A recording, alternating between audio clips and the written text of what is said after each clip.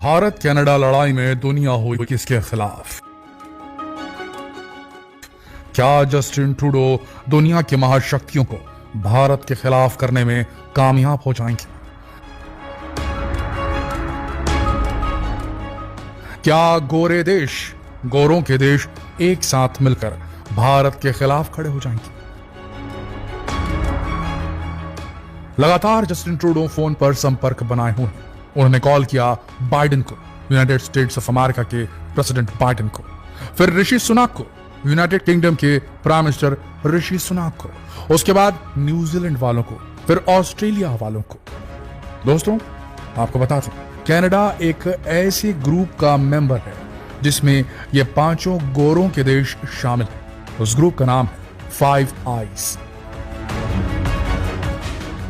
और ये ग्रुप एक दूसरे के साथ में सारी चीजें शेयर करता है, इवन इंटेलिजेंस इनपुट्स, यानी कि सारे खुफिया जानकारी आपस में एक दूसरे के साथ शेयर करता है। और जब से हरदीप सिंह निज्जर, जिसे भारत खालिस्तानी आतंकवादी घोषित कर चुका है, जिसके खिलाफ रेड कॉर्नर नोटिस जारी करने तक की बात पहुंच गई थी, उसकी हत्या की जो जिम्मेदारी है कनाडा वो भारत पर डाल रहा है, आरोप लगा रहा है और लगातार इन सारी कंट्रीज से सहयोग मांग रहा है कि वो एक इंटरनेशनल प्रेशर बनाए, क्योंकि भारत में यह आरोप है जस्टिन ट्रूडो का और उनकी पार्टी का।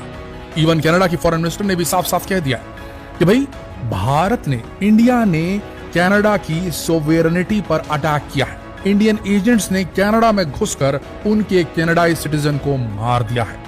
इस आरोप को लगाया भरी संसद के अंदर और साथ ही दुनिया के बड़े लीडर्स को फोन लगा करके उनसे समर्थन मांगने की कोशिश में जस्टिन ट्रूडो। अब सवाल ही उठता है, क्या बाइडेन जस्टिन ट्रूडो की सुनेंगे? देखिए, यूएस और कनाडा के संबंध बहुत जबरदस्त है।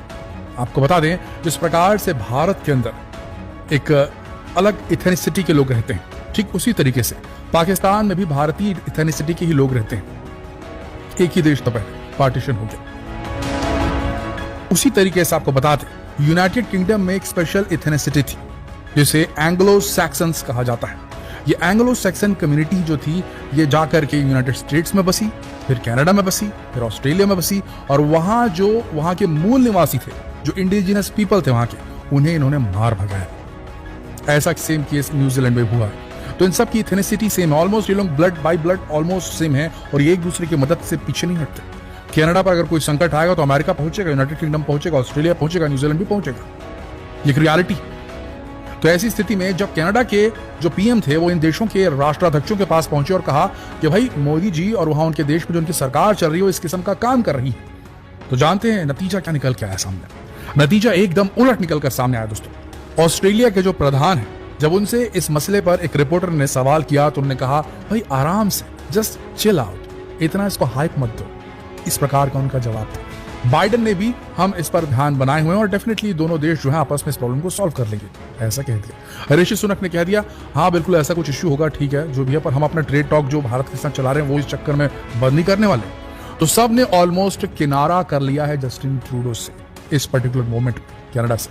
साफ बात है कि पहली बार ऐसा हुआ कि गोरों की एक स्ट्रॉन्ग कम्युनिटी जो बनी हुई थी, 4, 5, 6 देश जो हैं जो एकदम ज्यादा स्ट्रांगली निट थे, क्लोजली बुने हुए थे, इन्होंने पहली बार एक थर्ड पार्टी, एक दूसरी कंट्री, भारतीय कंट्री, इसको समर्थन दिया है अगेंस्ट उनके बीच के ही एक कंट्री कनाडा के खिलाफ। क्योंकि डेफिनेटली इनको ऐसा लगा होगा कि ये जो है ये राजनीति से प्रेरित ही है। जो कनाडा के अंदर ये जो आरोप उठाए गए हैं ये राजनीति से प्रेरित ही है, इन्हें मालूम चल गया होगा और तभी उन्होंने इस प्रकार का कोल्ड रिएक्शन दिया। और नहीं तो ऐसा होता कि अगर ऐसा कुछ किसी और देश ने किया होता तो सारे देश उसको आ जाते उसकी निंदा करने के लिए और स्ट्रॉन्ग एलिगेशन लगते, इवन रिस्ट्रिक्शंस के, प्रतिबंधों की बात चालू हो जाती, बैन लगाने की बात चालू हो जाती। लेकिन भारत के साथ ऐसा नहीं हो पाया है और भारत से ऐसा होगा भी नहीं कि भारत ने काफी बेहतरीन अपनी सॉफ्ट पावर को डेवलप किया हुआ है, जिसके चलते कंट्रीज भारत के साथ बिजनेस करना चाहती है।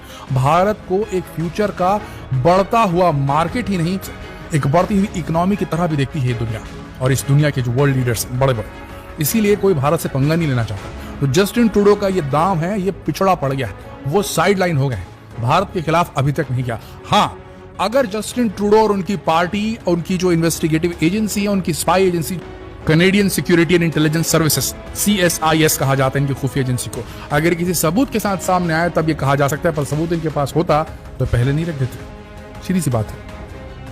तो अभी ट्रूडो के साथ कोई भी नहीं है। लेकिन दोस्तों आपको बता दें कि जिस प्रकार से जस्टिन ट्रूडो की पार्टी ने कहा है कि कनाडाई सिक्योरिटी एंड इंटेलिजेंस सर्विसेज के हाथ कुछ ऐसा लगा है जो ये बताता है कि पोटेंशियली इसके पीछे इंडियन एजेंट्स का हाथ हो सकता है। तो अगर ये सर्वेलेंस इंफॉर्मेशन मौजूद है, खुफिया जानकारी अगर मौजूद है जो कनाडाई स्पाई एजेंसी उसके पास, तो डेफिनेटली इसे शेयर करना ही होगा कनाडा को अमेरिका के साथ, ऑस्ट्रेलिया के साथ और न्यूजीलैंड के साथ और यूके के साथ। ये पांचों कंट्री एक सीक्रेट एग्रीमेंट से बाउंड है और एक ऐसा ग्रुप इन्होंने बना के रखा है जिसका नाम इन्होंने रखा है 5 आईज। ये 5 आईज एक ऐसा संगठन है जिसके तहत, एक ऐसा एग्रीमेंट है जिसके तहत ये पांचों कंट्रीज आपस की जो भी सर्वेलेंस इंफॉर्मेशन ये गैदर करती हैं, जो भी खुफिया जानकारी इन्हें गैदर होती हैं, ये आपस में शेयर करती हैं एक दूसरे के साथ में। यानी कि एक देश में अगर कुछ हुआ तो दूसरे देश के पास इसकी जानकारी होती है। ये कैसे होता है?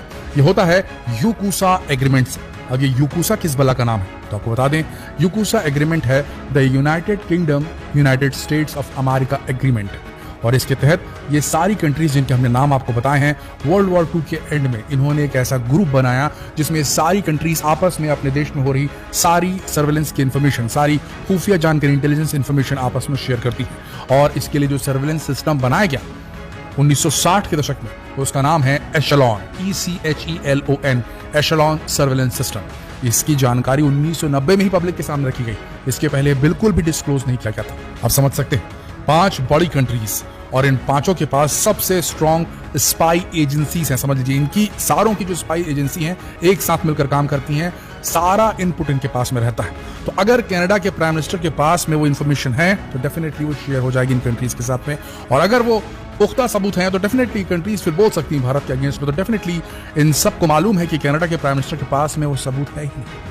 इसीलिए सारी कंट्रीज साइड लाइन हो गई हैं। कोई भी स्ट्रांगली सामने आकर ना भारत सरकार की कोई निंदा कर रहा है, ना कि भारत सरकार के खिलाफ कुछ बोल रहा है। यहाँ पर जस्टिन ट्रूडो की एक बहुत बड़ी हार है। उन्होंने एक प्रीमेच्योर तरीके से इस पूरी बात को रख दिया बिना सबूत के, और ये उनके खिलाफ काम करेगा। उनकी सरकार आगे जाके जरूर गिरेगी। दूसरी बार पावर में जस्टिन ट्रूडो आ जाएं ऐसा समझ में नहीं आ रहा। इन्होंने जो भी किया है खालिस्तानी लोगों को, वहां पर जो उनका वोट बैंक था उसको जो है खुश करने के लिए कहा है। अब आपको बता दें दोस्तों, दुनिया का सबसे बड़ा एस्पियोनाज अलायंस है ये। दुनिया का सबसे बड़ा, जो कि ह्यूमन हिस्ट्री में सबसे बड़ा स्पाई एजेंसी अगर कहा जाए तो उसे ही कहा जाता है 5 आईज, 5 आंखें। 5 देश, United States, United Kingdom, Australia, Canada, New Zealand, इन पांचों देशों की सर्वेलेंस एजेंसी, स्पाई एजेंसीज एक साथ काम करती है। और बताया जाता है कि वर्ल्ड वाइड वेब यानी कि इंटरनेट के ऊपर सबसे बड़ी नजर इन्हीं की है। इवन एडवर्ड स्नोडन, एक बहुत बड़ा जो विसल ब्लोअर था, जो कि NSA का कॉन्ट्रैक्टर था, अमेरिका की नेशनल सिक्योरिटी एजेंसी जो अमेरिका की है NSA, उसका कॉन्ट्रैक्टर एडवर्ड स्नोडन, इसका नाम आपने जरूर सुना होगा। इसने विसल ब्लो किया था कि ये जो 5 आई है ये बहुत खतरनाक है। ये खुद अपने देश के या ये पांचों देश में जो भी कानून है उसे मानती नहीं है। सुपरा नेशन ऑर्गेनाइजेशन है, दुनिया की सबसे बड़ी स्पाई एजेंसी है ये 5 आईज जो। इसके बारे में अगर आप डिटेल में जानना चाहते हैं तो इस वीडियो को शेयर कीजिए, मन लगा के शेयर कीजिए दोस्तों। और इस वीडियो के कमेंट सेक्शन में 5 आईज 50 कमेंट चाहिए बस। 50 कमेंट अगर आप देंगे तो हम आज रात 9 बजे 5 आईज पर, दुनिया की सबसे बड़ी स्पाई एजेंसी पर एक बहुत ही खास वीडियो, एक डिटेल्ड वीडियो लेकर आएंगे। तो अगर आप देखना चाहते हैं तो नीचे कमेंट सेक्शन में 5 आईज 50 कमेंट चाहिए हमें। कमेंट कीजिए, शेयर कीजिए इस वीडियो को। जल्द मिलते हैं अगले वीडियो में, तब तक के लिए आप सबका इस वीडियो के अंत तक बने रहने के लिए दिल से धन्यवाद।